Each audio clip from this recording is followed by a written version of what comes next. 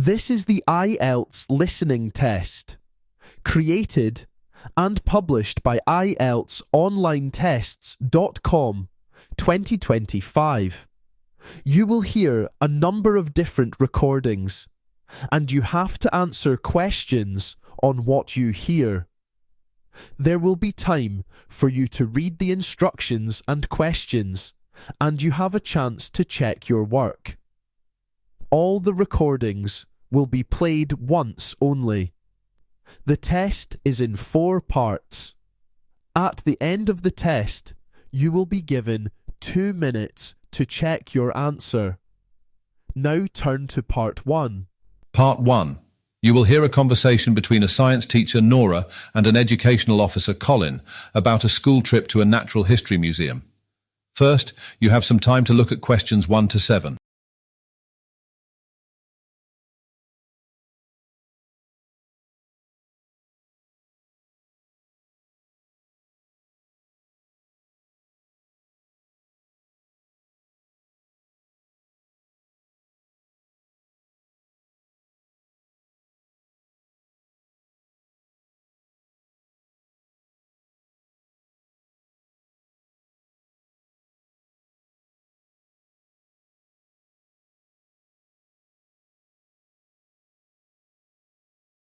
Now, listen carefully and answer questions 1 to 7. Good afternoon.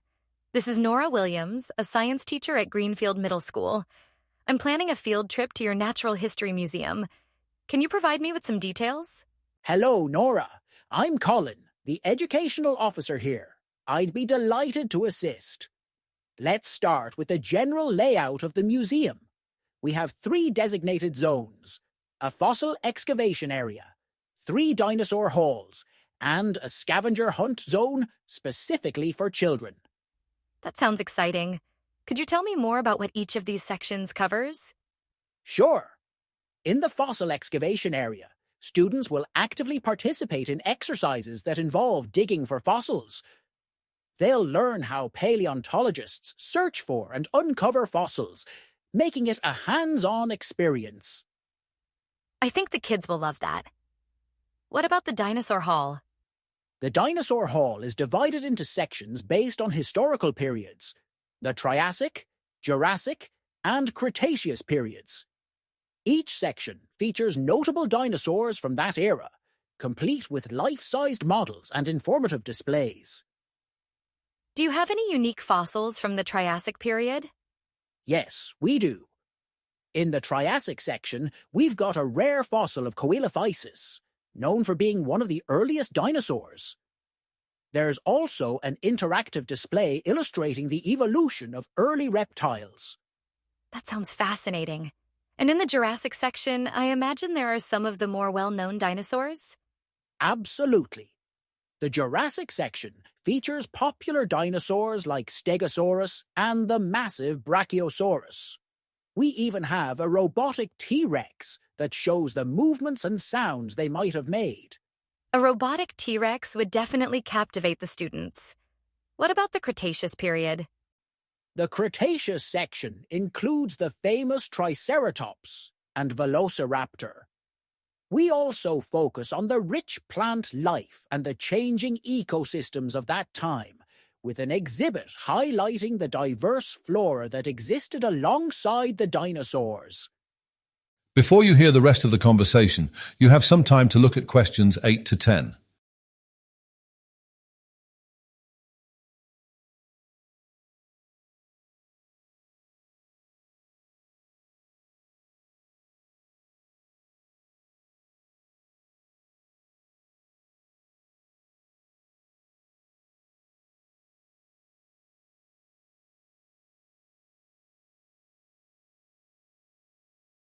Now listen carefully and answer the questions 8 to 10.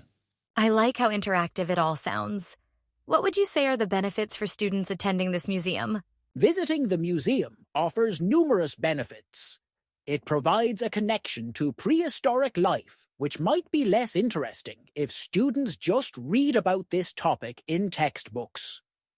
It definitely sounds like there has been a lot of thought put into the displays, and I think students would gain from that.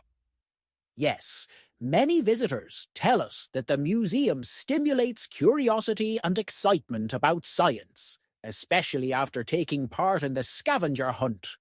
Great. Now, could you share the practical elements involved in planning this visit for a group of students? Absolutely. The cost is £6.50 per student for groups of 20 or more, which includes all activities and access to all museum sections. There's no charge for teachers and adult chaperones. Thank you, Colin.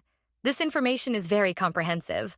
I'll discuss these details with my colleagues and we'll decide on a date soon. That sounds excellent. Feel free to contact me if you have any other questions. I look forward to hosting your students at the museum. Goodbye. Thanks again, Colin. Goodbye. That is the end of part 1.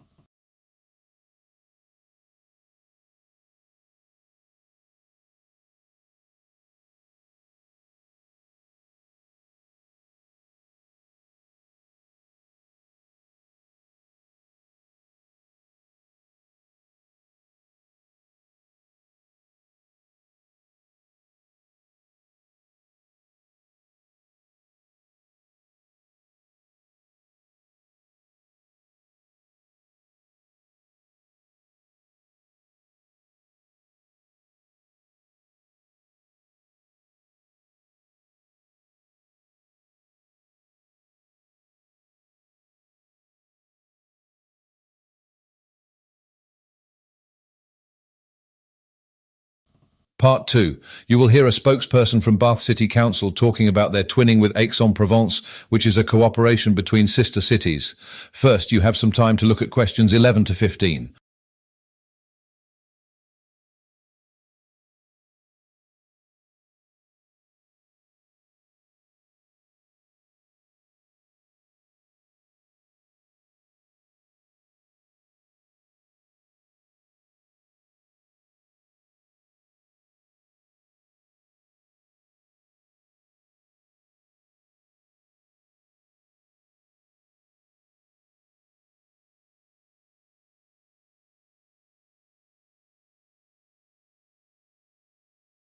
Now listen carefully and answer questions 11 to 15.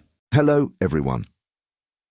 Today, I'm here to talk to you about the twinning relationship between Bath, a historic city nestled in the southwest of England, and Aix-en-Provence, a picturesque town located in the south of France.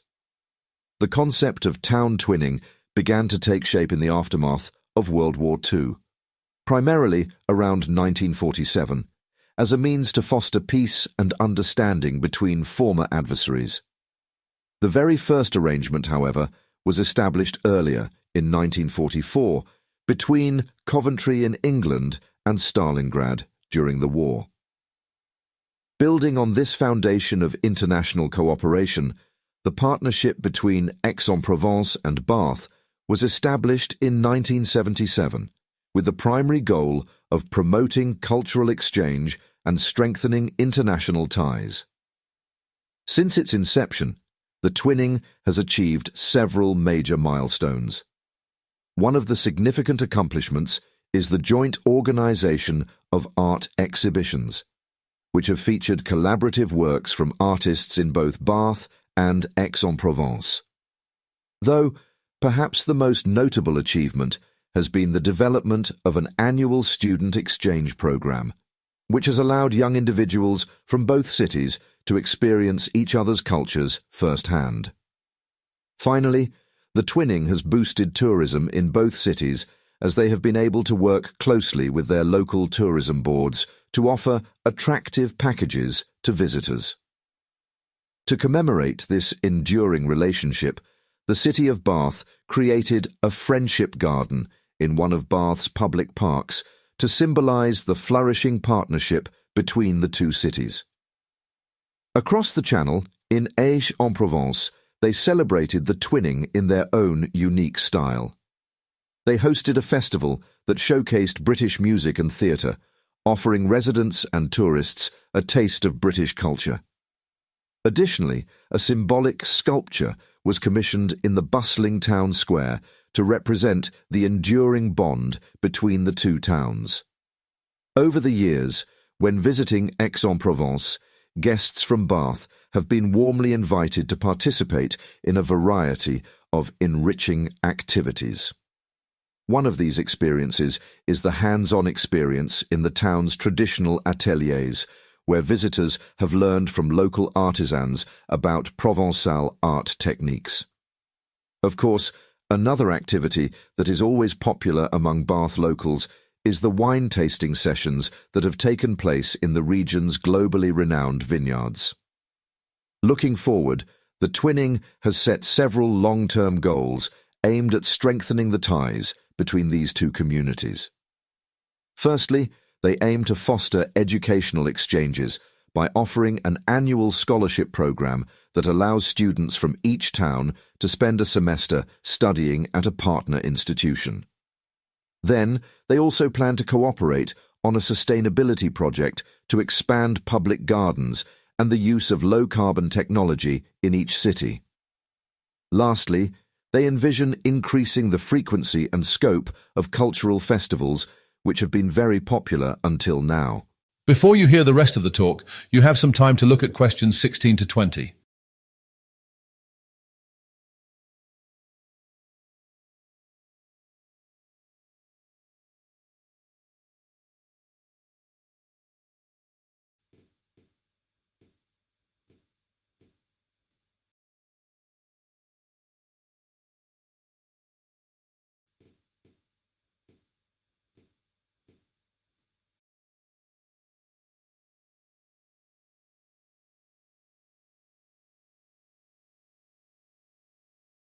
Now listen carefully and answer the questions 16 to 20. Now let's talk about the next occasion when we will host our visitors from Aix-en-Provence. We are planning to take them through one of Bath's most renowned historical attractions, the Roman Baths. So, let me just introduce you to the main spots so that you can guide our guests when we visit the baths. We'll be meeting our guests next Saturday morning just outside the entrance of the venue. Once inside, our journey begins at the temple courtyard, and this is also where you will find the bronze gilt head of the deity, Sulis Minerva. On the other side of the entrance, in an adjacent room, is where you will see the temple pediment. Continuing on from here is the magnificent Great Bath, which serves as the largest pool in the complex. Although the area is now open air, it was originally covered by a roof constructed of pitched timber that required the support of a set of towering columns known as pillars. From here, you can make your way back toward the entrance, passing through the temple pediment to reach the sacred spring. This spot is located on the southeastern side of the venue, where the hot, mineral-rich waters first rise. What's more, it is here that you can learn about the ancient engineering that harnessed these miraculous waters. Now, heading up to the north of the complex is where you'll discover the West Bath that contains heated rooms and plunge pools. Notably, the West Baths include a set of tiles arranged to circulate hot air and heat the floors and walls. They are situated close to the exit, which is also where you can introduce our guests to the special station offering free tasters of the spa water drawn from the same hot springs that feed the baths. A true taste of history. We hope that this immersive experience will leave a lasting impression on our friends from Aix-en-Provence. That is the end of part 2.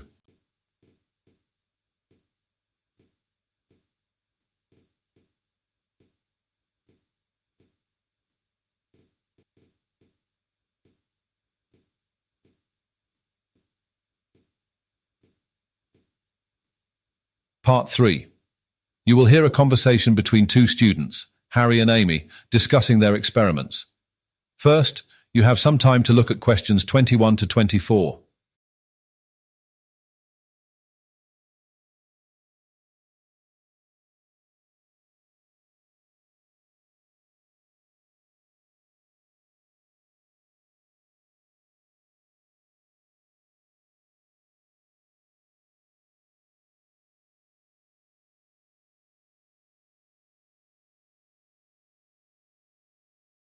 Now, listen carefully and answer questions 21 to 24. I found it really interesting working on some independent projects as we wrap up this sustainability course. It's been quite the experience. Yeah, I can imagine. What have you been working on? I've been doing an experiment on composting. I started by collecting food waste from the campus dining halls. Then I tested different methods to convert it efficiently into compost. That sounds like a great way to tackle food waste. I would imagine that composting can contribute significantly to reducing greenhouse gas emissions. Definitely. It's amazing to see waste that would have ended up in the landfill being transformed into nutrient-rich compost. We're hoping that we'll be able to use this compost for the university gardens. Ultimately, it would help enrich the soil and promote healthier plant growth. That sounds like a really effective way to maintain the campus gardens. So, what have you been exploring in your research project? I've been looking into edible insects and alternative proteins. In particular, I've been experimenting with using different insects as a protein source. Oh, that sounds neat. Why did you choose that topic? I heard many sources claim that on top of the many environmental benefits associated with this food group, there are also nutritional benefits. Right, I have actually heard that before too. How did it go? Well, I did an experiment creating cricket flour muffins. It was challenging to make them appealing, but they're packed with nutrients. I'm really curious about insects as food. What did people think when you introduced such an idea? There was some initial resistance, as you'd expect, but once they tasted them and understood the nutritional benefits, the feedback turned positive. Before you hear the rest of the conversation, you have some time to look at questions 25 to 30.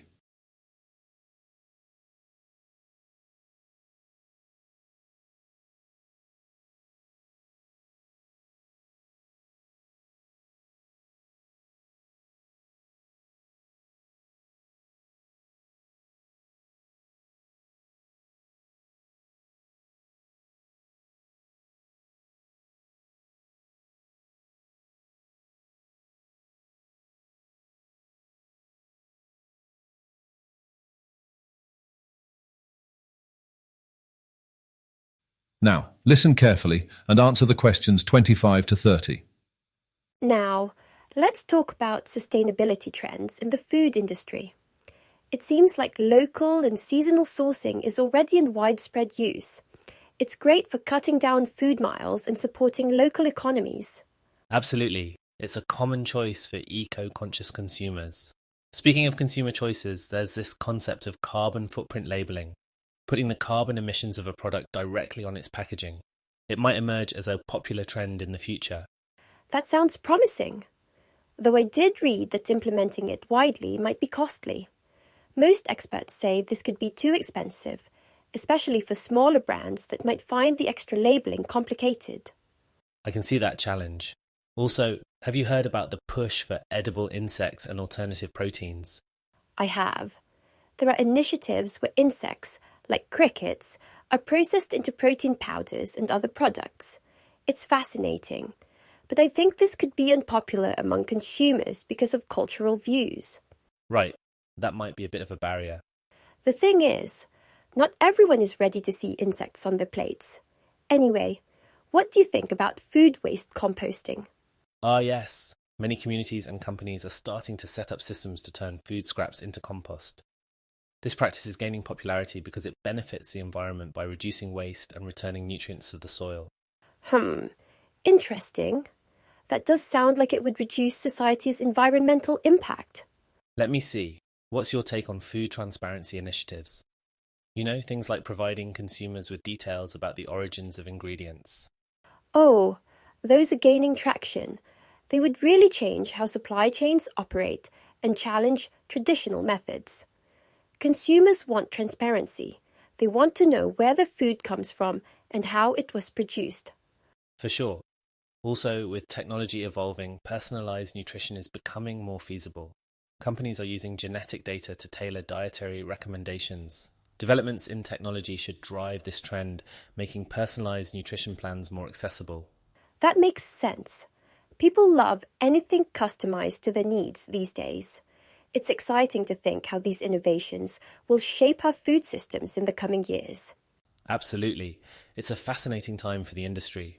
That is the end of part 3.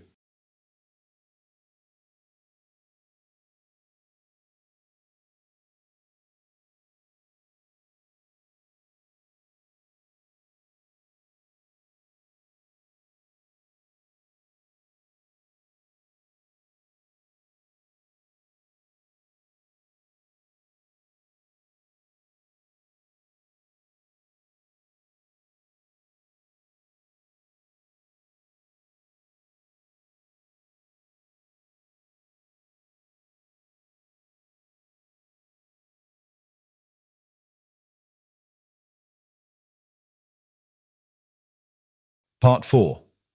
You will hear a lecturer giving a talk to a group of archaeology students about the remarkable discovery of the Terracotta Army. First, you have some time to look at questions 31 to 40.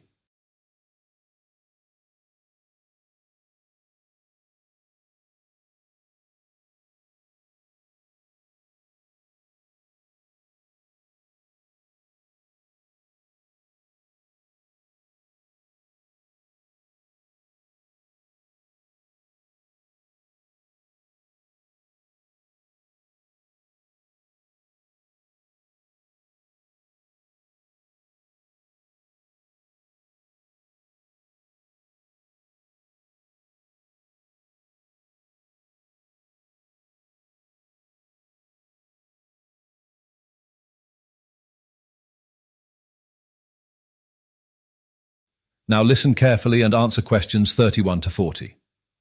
Good morning, everyone. Today, we're going to explore one of the most fascinating archaeological discoveries of the 20th century, the Terracotta Army. Discovered in 1974 in the Lintong district of Xi'an, China, this remarkable find links us directly to China's first emperor, Qin Shi Huang, who was also the founder of the Qin dynasty. Now, let's first consider the historical background. Qin Shi Huang, who reigned from 221 to 210 BCE, is well regarded for his achievements, including the unification of China. His expansive empire laid the foundation for centuries of Chinese history. His rule was marked by ambition and new ideas, especially his search for eternal life. This quest is clear in the building of his grand tomb, which was made to reflect his entire empire. Inside this tomb is where the Terracotta Army is found. The tomb was intended to protect him in the afterlife. Now, let us move on to discuss their discovery. In 1974, local farmers digging a well stumbled upon fragments of what would soon be recognized as the Terracotta Warriors. This accidental discovery triggered extensive archaeological investigations. Initially, people couldn't believe the discovery. However, this soon led to massive excavation projects supported by the Chinese government.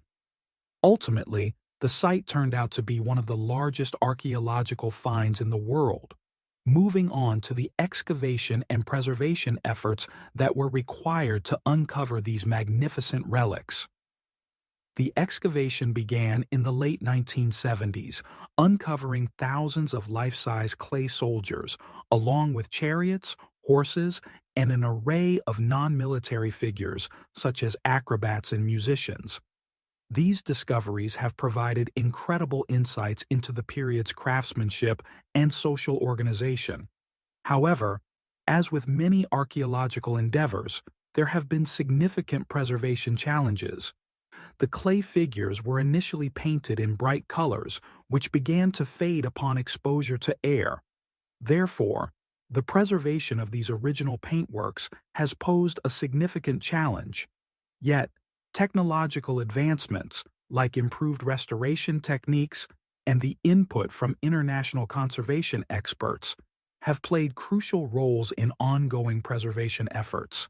Beyond preservation, the government decided to establish the Museum of the Terracotta Warriors and Horses, which has been influential in shaping humanity's understanding of these figures.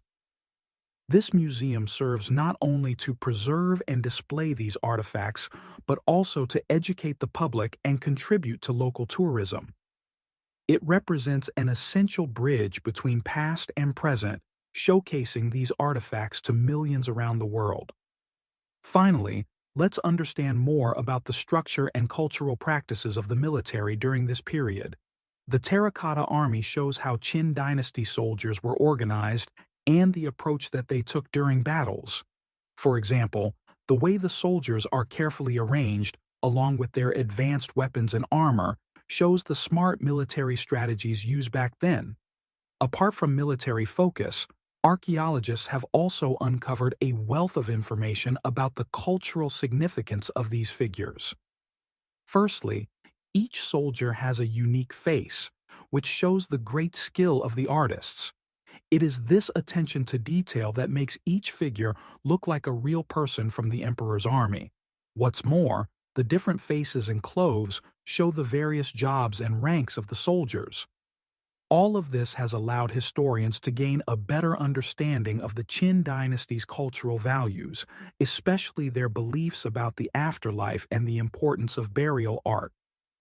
In conclusion, the Terracotta Army not only marks an archaeological achievement, but also serves as a profound testament to China's rich heritage, influencing both our historical knowledge and cultural appreciation. Thank you for your attention today. That is the end of part 4.